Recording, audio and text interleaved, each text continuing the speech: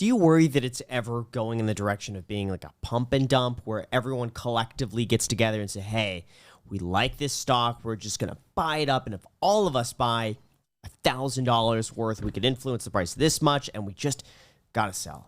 I do. It's not that I worry that it's going to happen. It's more I'd like it to not turn into turned into the conversation. Because then it's not productive anymore, and then it's actually counterproductive to the system, right? Like, one of the greatest things about the market is price discovery. So more people that are in it, the more efficient that process can be. So I think that that if you have people thinking they're going to make a quick buck by pushing the prices around, then I'd like for that to not happen. But it cannot happen that easily. What we saw with GameStop is so much more than just a pump and dump. Like, it's easy to say these guys like the stock and these guys were shorting it a lot, and it was a short squeeze, and it was just very sophisticated surgical maneuver with luck and all these different things. They try that with Apple or whatever, it's not going to happen. They try that with penny stocks, that will, right? But that was one of the reasons why when I started WallStreetBets, it was like no penny stocks, because that's too easy.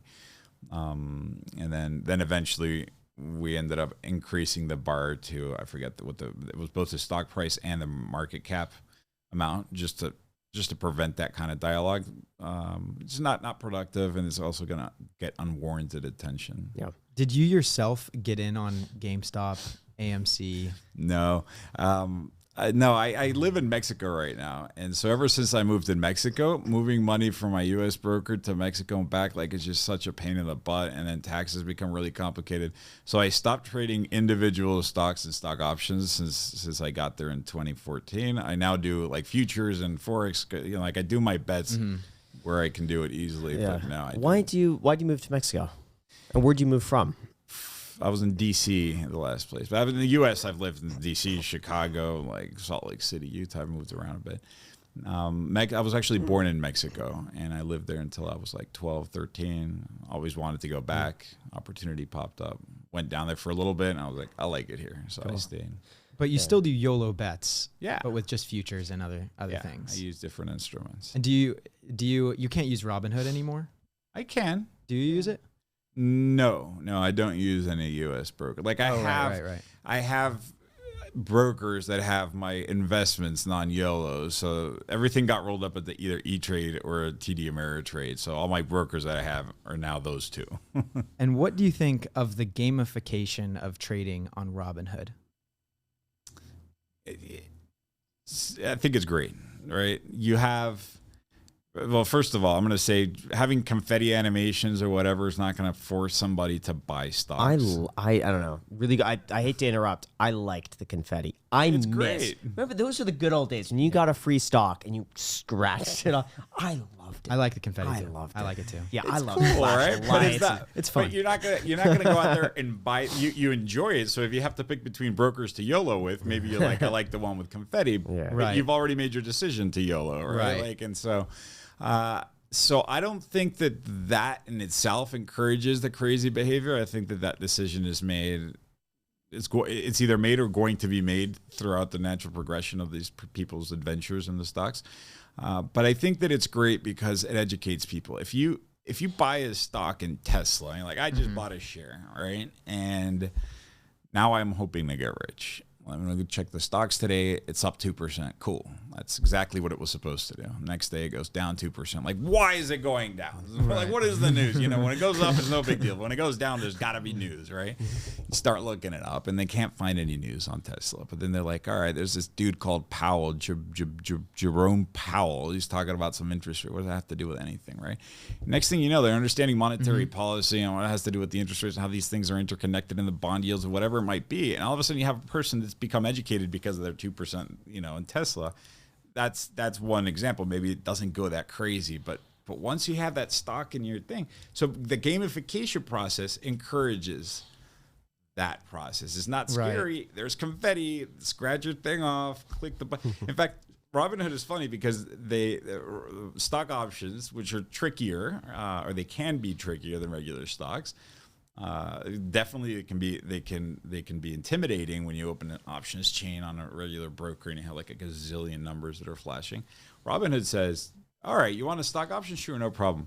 Do you think the stock's going to go up or down? Yeah, it's and then you literally- answer with the arrow, with the color-coded arrow. It's like, So they make it so easy. Oh yeah, Yeah, so they you don't buy even your have an stock option option. chain. It looks No, different. up You like or buy, down. sell, call, put. It's just Yeah. like any other option They chain. It's explain just it like so well. I have to say, Yeah. I didn't understand options, but when you go through Robinhood, do you think it's going to go up or down? Down. When do you think it's going to go down? This date. How much do you think it's going to go down? This much. There you go. That's what you want. I mean, that's wonderful. You don't have to know Black-Scholes pricing model. Like it's cool because it's like, whoa, why did this thing go down so much, right? Like, or up so much, or whatever it is. And so that's cool because it encourages experimentation and fun and learning, and I think it's like a gateway drug for people Yeah. that want to learn more. But are you concerned though? I think the problem with gamification is that from the SEC's perspective, Robinhood is gamifying a system that benefits the more the users trade, and generally, the more users trade, the more money they lose at Robinhood's benefit. Yeah. Do you think that there's any sort of conflict of interest there? No. Robinhood, I followed everything up until the losing at Robinhood's benefit. Yeah. Robinhood is indifferent as to whether you lose money. They will make will make their money from number of trades. Yes. Well, let me clarify that. Generally, the more people trade, the more likely they are Correct. to lose. Yes. So by Robinhood encouraging users to trade more at their benefit, statistically, people are more likely to lose money. There you go.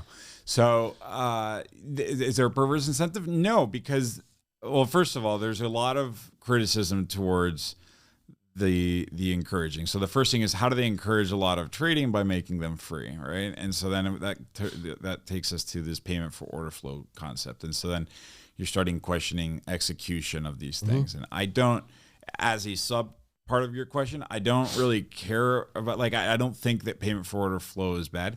The rules are such that the payment for order flow have to give you the same or better prices than you would on the exchange. So the prices themselves are good.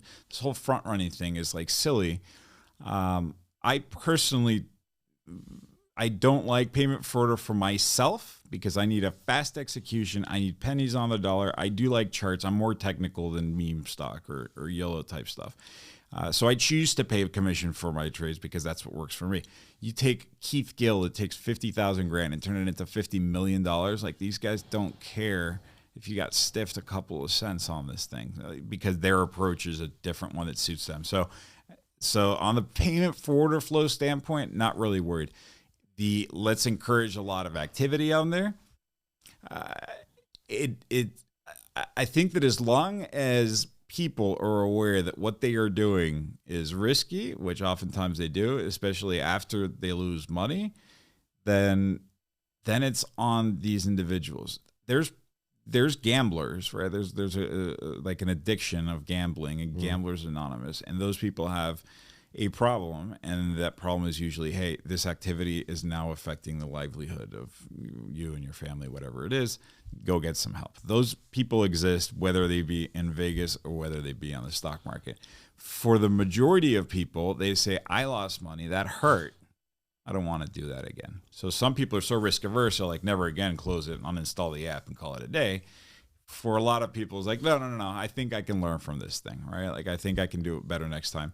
As was the case with me. I would make tons of money and I would lose tons of money. And when I make tons of money, I would start seeing dollar signs. I'm like, I just need to do that 6 more times and I'll have $600 million, right? Like, because if you do the math and then of course you can't do that 6 more times. And so eventually the trajectory that at least I took was from like crazy risk to more systematic. And so then it's all of a sudden things about risk management and putting a little bit more science to it.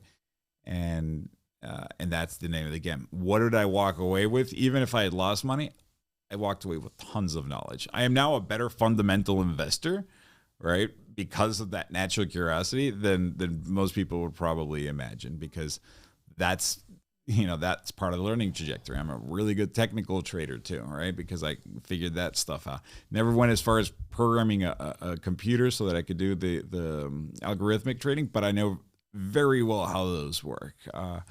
And so now I have just a ton of knowledge, which I may or may not use, and I feel more empowered in that sense. So I don't think that it's bad that they are encouraging the frequency because of what I just said.